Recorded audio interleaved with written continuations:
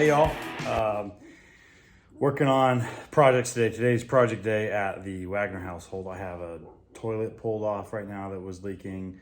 I've got a half taken apart motorcycle. I have pipes that I need to replace. So it's project day. But on the motorcycle, it's a KLR650, and let's talk about some stuff. All right, y'all. So here's the bike, KLR650. So if you know, then you know. But as you can see, this is a timing mark. And inside there is a timing mark.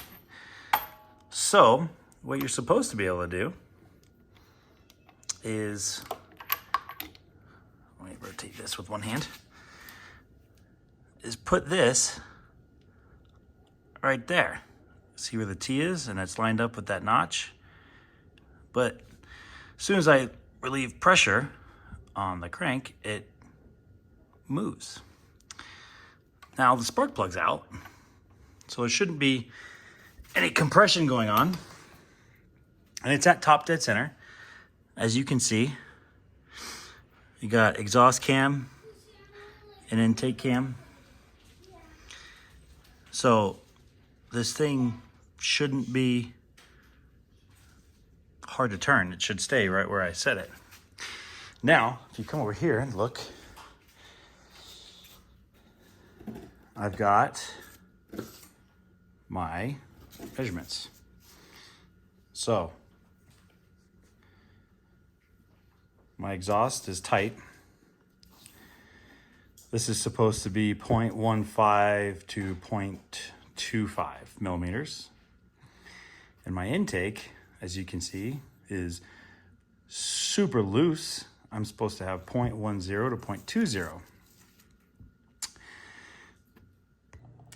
Okay, so what this all means is it's off time. So when the crank is at the T position or top dead center position, the cam gears, the arrows on the cam gears should be level with the cylinder head, and they're not.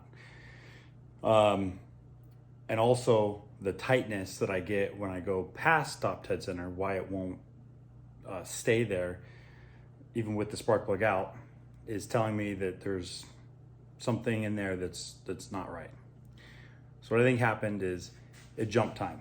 And when it did, I think that it impacted the intake valves.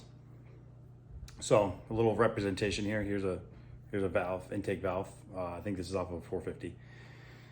So as the piston came up, the timing on the valves wasn't right. So the intake valves were still in the chamber. They weren't all the way recessed into the head.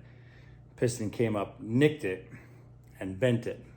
So I think that this is now stuck partially down. And now every time that the piston goes past here, it pushes on it, and they're just sunk in enough that the piston can get past it, but it won't stay here because there's tension here. That's why it won't stay on top dead center. So obviously this is bad because the head's got to come off, and at the very least it needs 2 new intake valves. At the worst, it could need valve guides or seats, or maybe a new head if it damaged the head at all. So I haven't taken it apart yet. So I hope my buddy that I'm working on this for calls me before he sees the video and finds out through the video. All right, thanks for watching, guys.